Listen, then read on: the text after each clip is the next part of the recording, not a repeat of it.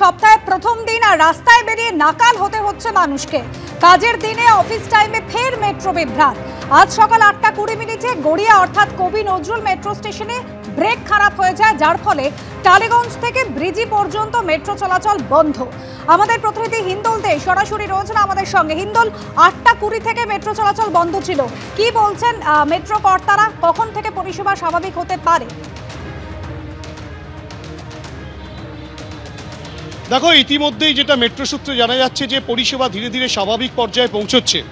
যে মেট্রো রেকটি যেটি ডাউন লাইনে খারাপ হয়েছিল গড়িয়া অর্থাৎ কিনা কবি নজরুল মেট্রো স্টেশনে, যেটা শহীদ ক্ষুদিরাম অর্থাৎ কিনা ব্রিজি স্টেশনের দিকে যায়, যে কারণে টালিগঞ্জ থেকে ব্রিজি স্টেশন পর্যন্ত মেট্রো পরিষেবা সম্পূর্ণ বন্ধ রাখা হয়েছিল, কিন্তু সেই পরিষেবা আপাতত স্বাভাবিক পর্যায়ে পৌঁছচ্ছে। কেননা মেট্রো কর্তৃপক্ষ যেটা দাবি করছে যে 9:25 প্রথম ডাউন মেট্রো টালিগঞ্জ থেকে ব্রিজির দিকে মুভ করতে শুরু করেছে। অর্থাৎ কিনা টালিগঞ্জ থেকে ব্রিজি পর্যন্ত যে মেট্রোটি যায় সেটি কিন্তু 9:25 থেকে শুরু করা হয়েছে। কেননা ব্রেকডাউন হয়ে যাওয়া অর্থাৎ কিনা বিকল হয়ে যাওয়া যে গাড়িটি, সেই রেকটিকে সরিয়ে নেওয়া সম্ভবপর হয়েছে, যেটি 8:20 বিকল হয়ে গিয়েছিল, সেই গাড়িটিকে সরানো সম্ভবপর হয়েছে। এবং বর্তমানে যেটা মেট্রো সূত্রে খবর যে 8:25 থেকে 9:25 নাগাদ কিন্তু টালিগঞ্জ থেকে ব্রিজি স্টেশনের উদ্দেশ্যে ডাউন লাইনে মেট্রো পরিষেবা শুরু হয়েছে। এবং উল্টো দিক থেকে অর্থাৎ কিনা ব্রিজি স্টেশন থেকে দক্ষিণেশ্বর পর্যন্ত আপলাইনের যে মেট্রো, সেটা 9:54 প্রথম মুভ করতে শুরু করছে। এই বিকল হয়ে যাওয়ার ফলে যে সমস্যা তৈরি হয়েছিল সেই সমস্যার কিন্তু সমাধান হবে। কিন্তু সাধারণ যাত্রীরা তারা যেটা বলছেন যে নিত্যদিন প্রায় সমস্যা লেগেই রয়েছে মেট্রোতে। কখনো সিগন্যাল বিভ্রাট, কখনো মেট্রো রেক খারাপ হয়ে যাচ্ছে। এইভাবেই কিন্তু সমস্যার মধ্যে পড়তে হচ্ছে তাদের। কাজের প্রথম দিন সপ্তাহের শুরুতে সোমবার তারা সকালবেলায় যারা বিভিন্ন অফিসে বা তাদের নিজস্ব গন্তব্যে পৌঁছানোর জন্য এসেছিলেন এই মেট্রোতে, বিভিন্ন মেট্রো স্টেশনে ক্ষুদিরাম থেকে টালিগঞ্জ মেট্রো স্টেশন পর্যন্ত, তারা কিন্তু পড়ে যান সমস্যায়। তারা বিকল্প পথে যাতায়াতের চেষ্টা করেন এবং পরবর্তী ক্ষেত্রে তারা যেটা বলছেন অধিক ভাড়া দিয়ে তাদেরকে রীতিমতো যাতায়াত করতে হচ্ছে। কতটা সমস্যার মধ্যে পড়েছে এসছিলেন? प्रॉब्लम तो हो रही है काफ़ी। मुझे 10 बजे 9:30 में ऑफिस पहुंचना था, अभी 10 बज गए हैं और एक भी ओला कॉर्पोरेट या फिर बाइक रैपिडो कुछ भी बुक नहीं हो रही है। तो एक मेट्रो की वजह से काफ़ी प्रॉब्लम हो रही है। पहले इन्फॉर्म करना चाहिए या फिर कुछ ऐसी नोटिस या फिर सर्कुलर जो प्रायर टू ऑफिस जाने से पहले हो, सो डेट वी कैन मैनेज और फिर उसके थ्रू जा सकते हैं। रोज लगा रहे ऑलमोस्ट हर डे होती है, कभी बीच में टॉलीगंज पे जाके रुक गई है या फिर कभी दूसरे स्टेशन पे यहाँ पे नहीं आ रही है, 20 मिनट्स 30 मिनट्स लेट्स। तो लाइक एवरी टाइम मैं ऑफिस के लिए हमेशा लेट होती हूँ और सारे लोगों के साथ सेम प्रॉब्लम है। সুতরাং বুঝতেই পারছো এই যাত্রীর কথাতে স্পষ্ট যে প্রায়শই কিন্তু এই ধরনের বিভিন্ন রকম সমস্যা লেগেই থাকে। আজও ঠিক একই রকমভাবে কিন্তু মেট্রো রেক খারাপ হয়ে যাওয়ায় স্বাভাবিকভাবেই ভোগান্তির শিকার হন নিত্যযাত্রীরা। বিকল্প পথে কেউ কার গন্তব্যের উদ্দেশ্যে রওনা দিলে মেট্রো কর্তৃপক্ষ যেটা বলছে তারা পরিষেবা স্বাভাবিক করার চেষ্টা চালাচ্ছে। আর কিছুক্ষণের মধ্যে পরিষেবা সম্পূর্ণ স্বাভাবিক হয়ে যাবে, তেমনটাই মেট্রো কর্তৃপক্ষের দাবি। ধন্যবাদ।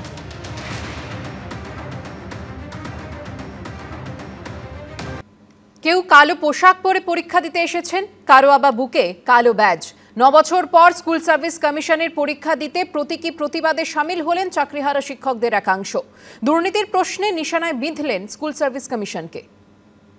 আমাদেরকে জোর করে চাপিয়ে দেওয়া হচ্ছে চিটায়, তার জন্য আমরা এই প্রতীকী কালো পোশাক পরেই আজকে সরকারের দুর্নীতির জন্য আমরা বাধ্য হচ্ছি পরীক্ষা দিতে। 9 বছর আগে পরীক্ষায় উত্তীর্ণ হয়ে পেয়েছিলেন শিক্ষকতার চাকরি। হাড় ভাঙা খাটনের ফলে পাওয়া সেই চাকরিটা যে থাকবে না তা ঘুণাক্ষরেও বুঝতে পারেননি ওরা।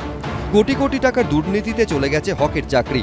কিন্তু অনিচ্ছা সত্ত্বেও শুধুমাত্র পরিবারের কথা ভেবে 9 বছর পর রবিবার অনেক চাকরিহারা যোগ্য শিক্ষক ফের বাধ্য হলেন পরীক্ষায় বসতে। সেই সঙ্গে উগরে দিলেন ক্ষোভও। আমরা এই সিস্টেমের শিকার, আমরা যাব কোথায়? সেই জন্য পরীক্ষা বসা। আমার চাকরিটা গেছে সরকারের জন্য, আমি এবার নতুন করে পরীক্ষা দিতে এসেছি। সে পাপ করেছে, তার দায় আমি ধুতে এসেছি আজকে। পরীক্ষা দিলেও প্রতীকী প্রতিবাদ হিসেবে কেউ পরে আসেন কালো পোশাক, কারুর বুকে কালো ব্যাজ।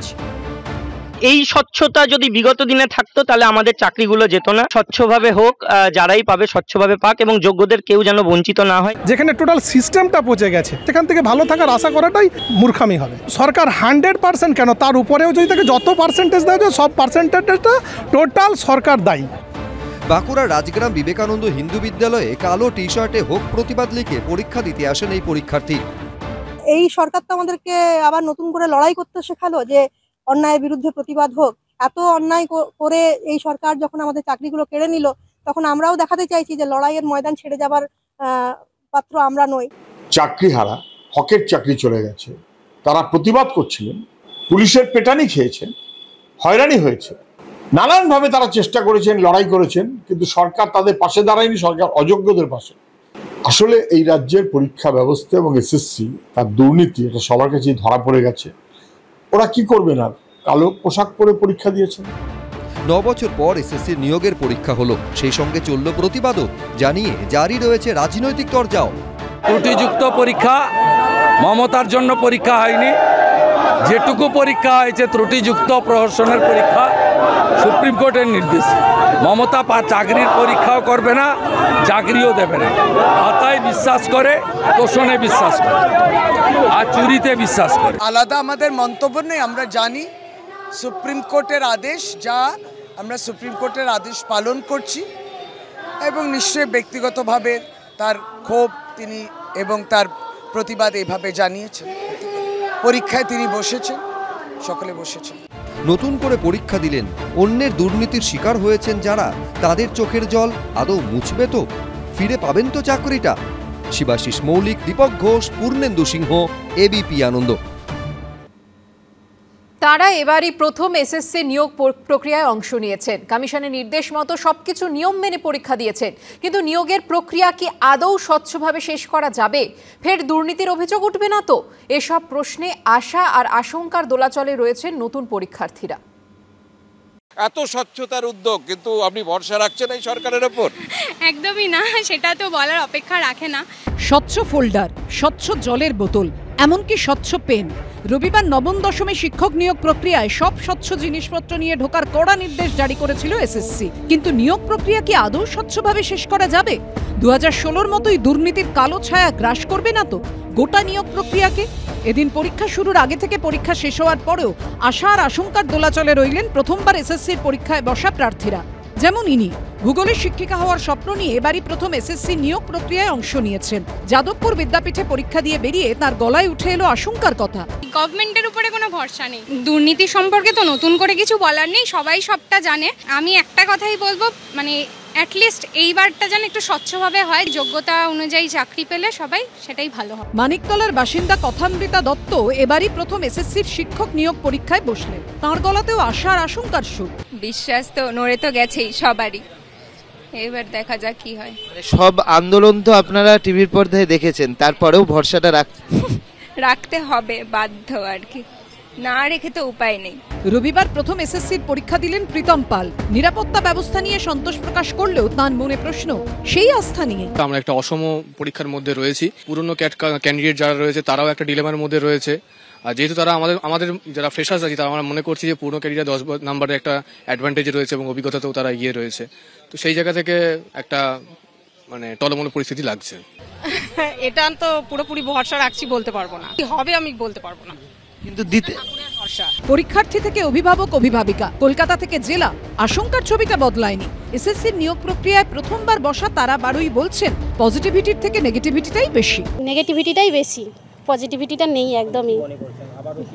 হ্যাঁ, আবারও হবে, এগুলো কন্টিনিউ চলতে থাকবে, সরকার না চেঞ্জ হলে চলতেই থাকবে, কিছু করার নেই। প্রশ্ন সহজ এসছে, মনে হচ্ছে যে প্রশ্ন পরীক্ষাটা যারা নিউ পরীক্ষা দিচ্ছে তাদের জন্য নয়, যারা চাকরি হারিয়েছে পরীক্ষাটা মনে হলো তাদের জন্যই নেওয়া। প্রশ্ন স্ট্যান্ডার্ড হয়নি। বেশিরভাগের মনে আশঙ্কার মেঘ যেমন রয়েছে, তেমন দিনের শেষে আশার আলো দেখতে পাচ্ছেন পরীক্ষার্থীদের একাংশ।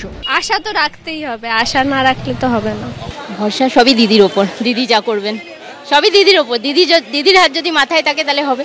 আপাতত সবার নজর মেধা তালিকার দিকে। কৃষ্ণেন্দু অধিকারী, ঐশী মুখোপাধ্যায় ও সমীরণ পালের রিপোর্ট, এবিপি আনন্দ।